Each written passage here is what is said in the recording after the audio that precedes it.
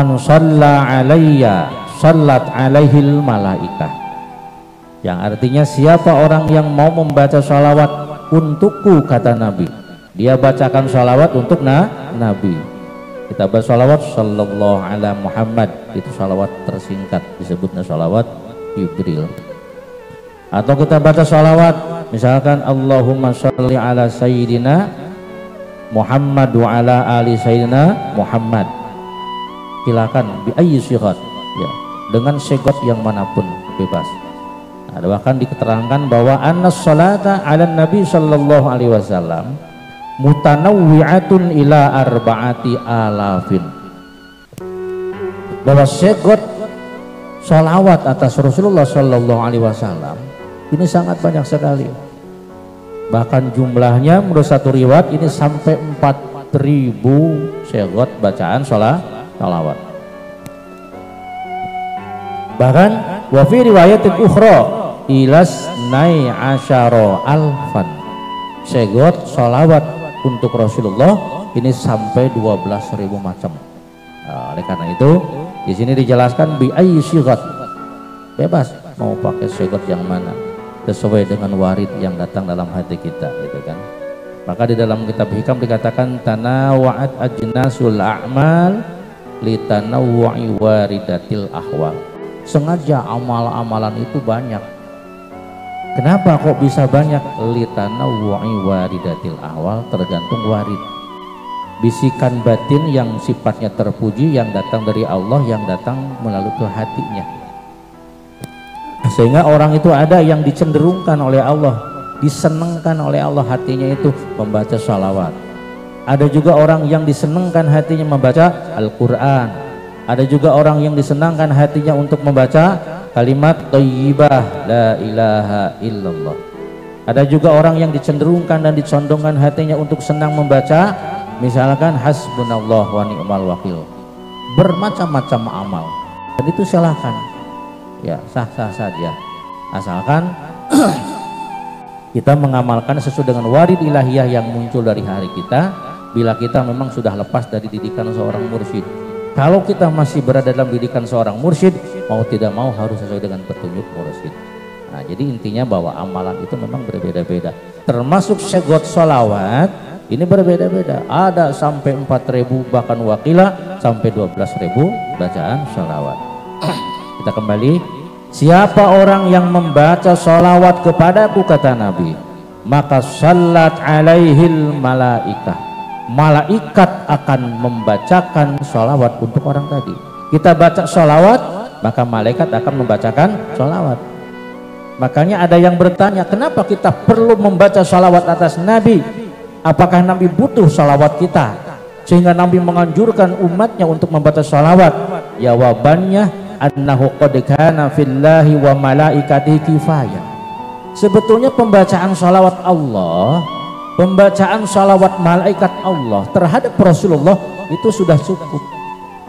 Karena innallaha wa malaikatahu yusalluna ala nabi, Allah dan para malaikatnya itu membacakan sholawat atas Nabi, dan itu sudah cukup.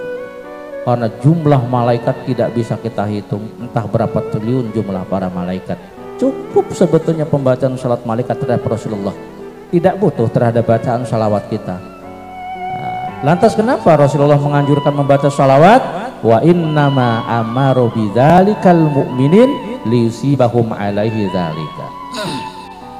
Sebabnya kita dianjurkan membaca sholawat karena intinya berkah daripada sholawat akan kembali kepada kita. Melempar 1 dapat 10, melempar 10 dapat 100, melempar 100 dapat 1000 dan seterusnya. Jadi anjuran sholawat hakikatnya bukan untuk menguntungkan baginda alam, bukan untuk menguntungkan Kangjeng Nabi, tetapi pada intinya adalah demi kemaslahatan dan kemanfaatan kita sendiri. Nah, maka di sini dikatakan siapa orang yang mau membaca sholawat kepadaku, kata Nabi, dibalas malaikat akan membacakan sholawat terhadap orang itu. Malaikat fis samawat wal ardi, malaikat ulwi dan supli, semua malaikat akan membalas membacakan sholawat salawat, satu kali kita membaca salawat, malaikat terus-terusan membacakan salawat untuk kita. Wa man sallat alaihil malaikah, siapa orang yang dibacakan salawat oleh malaikat, ini malaikat yang membacakan salawat terhadap kita nih. Misalkan si Zaid itu membaca salawat, sallallahu ala Muhammad, sallallahu ala Muhammad, sallallahu ala Muhammad, sallallahu ala Muhammad. Nah, kita baca salawat, insya Allah nih, malaikat ramai membalas salawat kita. Bareng-bareng, sallallahu ala Muhammad, sallallahu ala Muhammad, sallallahu ala Muhammad, sallallahu ala Muhammad. Kita baca salawat 4 kali, malaikat ribuan bahkan triliunan malaikat membaca, ramai membaca salawat mengikuti kita sebagai balasan salawat kita kepada Rasulullah. Untung tidak kira-kira nih, melempar satu dapat ribuan, untung kan? Makanya bukan untuk mensejahterakan Nabi bacaan salawat itu, bukan untuk menguntungkan Nabi, untuk kita. Nah, siapa orang yang dibacakan salawat oleh malaikat sallallahu alaihi, Allah nanti ikut membacakan salat untuknya. Jadi ternyata Allah bukan membaca salat untuk Kanjeng Nabi saja. Innallaha wa malaikatahu yusalluna 'alan nabi. Itu bukan an-nabi tetapi 'alal musalli 'alan nabi. Ya. Bukan cuma 'alan nabi tapi 'alal musalli 'alan nabi. Allah memohonkan rahmat untuk nabi dan juga Allah memohonkan rahmat atau memberikan doa untuk orang yang membacakan salawat kepada orang yang membaca salawat kepada Nabi. Nah, kemudian wa man sallallahu alaihi lam yabqa syai'un fis samawati sab'i wal aradina sab'i wal bihari sab'i wal asjari wan nabati wat tuyuri was sibai wal an'am.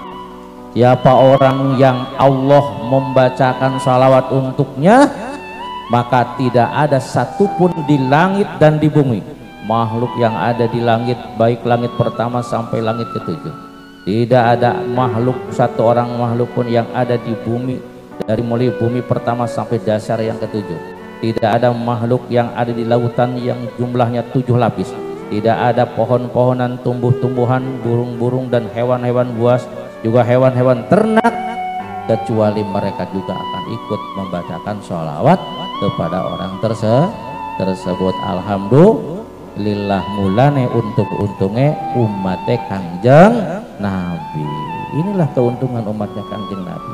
Bahkan nanti Rasul itu akan paling mudah mengenal kepada umatnya, karena nanti Rasul menyediakan di sana ada yang dinamakan haud, telaga, ya. Dan Rasul pasti hafal, ini adalah umat saya, ini umat saya, ini umat saya, ini bukan, ini bukan, ini bukan.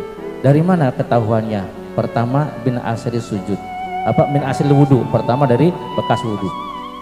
Di samping dari bekas wudu, Rasul akan mengenal umatnya, sehingga umatnya akan dipersilakan untuk minum di telaga Nabi. Ini dari min kastis sholati alaihi sallallahu alaihi wasallam. Dari seringnya orang tersebut membacakan sholawat atas Rasulullah. Kok bisa baca sholawat Nabi? Nabi bisa kenal kepada orang tersebut karena dulu telah kita kaji bersama, orang yang membaca sholawat Nabi ini akan memunculkan bau harum, ya, akan memunculkan harum yang sangat semerbak. Bahkan keharuman orang yang membaca salawat tersebut akan terus naik, ya, akan terus naik sampai langit yang ketujuh. Hatta tahtariqas samawati sab'a. Wanginya yang ditimbulkan dari orang yang membaca salawat Nabi ini akan sampai wanginya itulah kepada langit yang 7. Tembus itu langit itu. Semua malaikat jajar, ini wangi apa, ini wangi apa.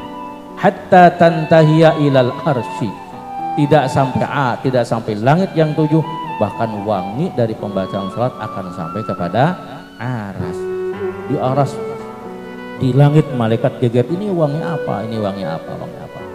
Dan dijelaskan dalam riwayat tersebut, dan semua makhluk kecuali manusia dan jin semua mencium wangi-wangian tersebut yang dimunculkan dari bacaan sholawat. Semua makhluk mencium kecuali yang tidak mencium dua makhluk, pertama jin, yang nomor kedua manusia. Itu kita tidak menciumnya, kecuali orang-orang yang memang telah dibukakan pintu mukasyafahnya, pintu batin mata hatinya oleh Allah Subhanahu wa Ta'ala. Kenapa kok manusia dan jin tidak bisa mencium wangi tersebut? Karena diterangkan kalau manusia bisa mencium wewangian yang dimunculkan dari bacaan sholawat tersebut, tidak akan ada orang yang mau kerja. Kalau orang bisa mencium wewangian yang muncul dari bacaan sholawat tersebut, tidak ada orang yang mau jadi pegawai negeri, tidak akan ada orang yang mau menjadi pejabat. Mereka semua akan istighol, akan disibukkan dan menyibukkan diri dengan membaca sholawat Nabi, karena saking enaknya wewangian yang dimunculkan oleh bacaan sholawat. Hadirin jamaah zikir manakiban, begitu panjangnya pembacaan sholawat mungkin tidak akan cukup sampai beberapa puluh episode, tapi di sini saya akan menjelaskan salah satu di antara sholawat Nabi yang populer sering kita amalkan bersama adalah as-sholatu tafrijiyah al-qurtubiyah. Di antaranya ada sholawat tafrijiyah. Tafrijiyah diambil dari akar kata farraja yufarju tafrij, artinya keleluasaan. Jadi ketika kita mendapatkan kesempitan, mendapatkan problem, mendapatkan masalah, maka ada salah satu solusi dari bacaan sholawat tadi. Sholawat waria ini merupakan sholawat untuk membakar masalah. Ya, hidup kita kadang-kadang banyak masalah, lagi-lagi muncul masalah, lagi-lagi muncul masalah. Ini bagaimana supaya kita ini terlepas dari masalah-masalah ini?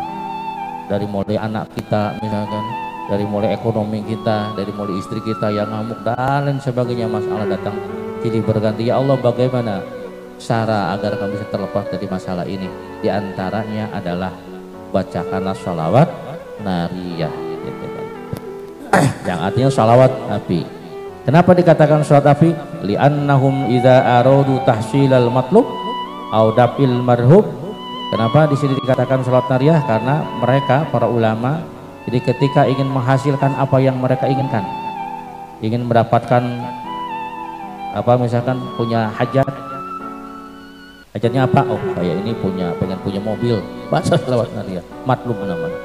Punya harapan, wah ini saya punya pesantren, kebetulan tanah yang dekat dengan pesantren itu tidak mau dijual. Ya Allah, bagaimana solusinya? Sementara saya butuh. Kita tembak pakai sholawat. Ya, pernah ada tamu yang musolanya kecil, kemudian dia itu datang, bagaimana agar saya bisa mendapatkan tanah, karena untuk sembahyang saja tidak cukup. Nah, dia sarankanlah orang tersebut untuk membaca doa-doa, gitu ya. Ya alhamdulillah, ini orang tersebut yang aslinya tidak mau menjual, terbuka hatinya mau menjual, tapi harganya gila-gilaan. Pasarannya misalkan cuma 1 juta, dia mintanya sampai 4 juta. Wah, ini degdog, harganya tidak terjadi kesepakatan. Dibacakan lagi, dimintakan lagi sama Allah, ya Allah, aku mohon keajaiban, caranya engkau lebih tahu. Anta a'lamu bihawaijina, engkau lebih tahu ya Allah akan keinginan kami, jeritan hati kami. Saya ini beli tanah bukan untuk bikin ruko ya Allah, saya beli tanah bukan untuk bisnis ya Allah, tapi litakuna kalimatullahi hiyal ulya, agar tegak berdirinya agama ya Allah. Berilah solusi bagi kami, bukan kami tidak mau membeli sesuai dengan harga yang dia minta, tetapi keadaan kami yang engkau lebih tahu daripada kami. Dia bacakan doa sampai suatu ketika orang tadi datang sambil menangis. Ini kisah nyata ya. Orang itu datang sambil menangis, kemudian dia minta maaf sama kiai tadi, dan dia cerita, Kiai ambil semua tanahnya. Hah? Kok kamu bilang-bilang ambil sebuah tanah? Ini ceritanya bagaimana? Ambil saja, ambil. Ya berapa dulu harganya? Jangan ambil-ambil, kan kamu pengennya mahal, saya kan pengennya murah gitu. Di mana-mana yang pembeli pasti pengen murah. Enggak, ambil semua. Iya, gimana harganya dulu, harganya? Ambil Kiai, sambil nangis. Akhirnya, emang ada masalah apa kok sama kamu sampai nangis-nangis gitu? Jadi ceritanya Seorang tadi kebetulan punya ibu.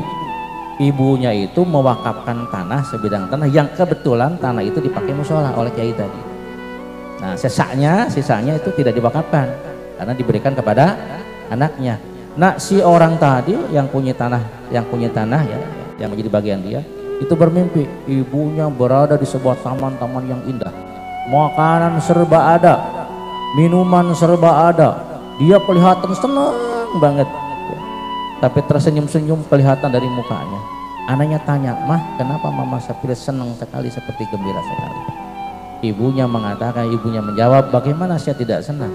Semua makanan sudah disiapkan, semua kebutuhan sudah ada yang menyiapkan, dan semua yang saya inginkan pasti terpenuhi. Kenapa kok bisa begitu? Karena jasanya kiai yang telah saya kasih wakaf." Nah, gitu.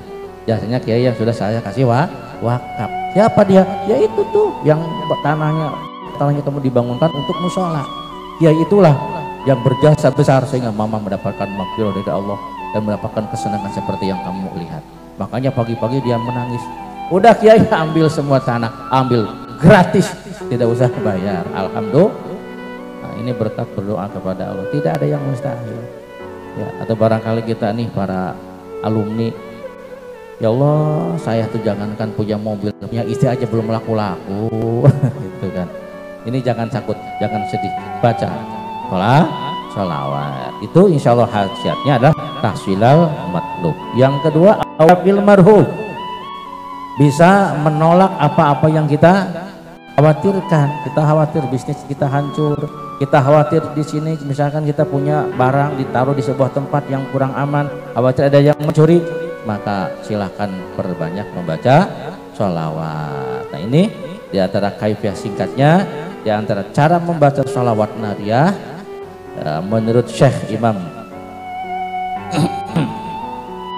Tunisi ya, man dawama ala hadhihi sholat an-nariyah kulla yaumin 11 marrah. Dibaca 11 kali, enggak lama, dibaca berapa kali? 11 kali ya, dibaca 11 kali, maka insya Allah akan turun rizki dari langit dan akan tumbuh rizki dari bumi. Artinya kalau memang kita tukang berdoa, insya Allah akan turun rizki dari langit. Kali-kali banyak tamu, itu kan, itu namanya marketing langit, itu kan. Atau akan tumbuh rizki dari bumi. Kalau kita bercocok tanam akan dimudahkan, sehingga akhirnya akan memudahkan menghasilkan rizki. Ad-Dainuri mengatakan, siapa orang yang mau membaca sholawat nariyah dubura kulli sholat, sehabis sembahyang fardu, berapa kali? 11 marrah, 11 kali. Wa yattakhidhaha wirdan, lalu dia rutin didawamkan setiap habis sembahyang 11 kali wiridan. Baca sholawat nariyah nanti juga kita baca dalam manakiban ini, kita baca bareng-bareng sholawat nariyah. Insya Allah la yanqati'u rizquhu, rizkinya tidak akan pernah habis gitu ya. Tiap tahun pergi ke Mekah, getah dari mana rizkinya ada aja. Tiap tahun nambah tanahnya, rizkinya ada saja.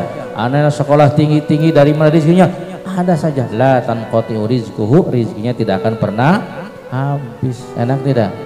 Nah, ini umat Nabi Muhammad, asalkan dekat aja dengan Nabi, nyambung dengan Nabi, nyetrum dengan Nabi, insya Allah hajat kita akan terpenuhi semuanya. Bagaimana cara nyetrumnya? Dengan cara membaca sholawat. Bi ayyi sighat, dengan sigot yang mana?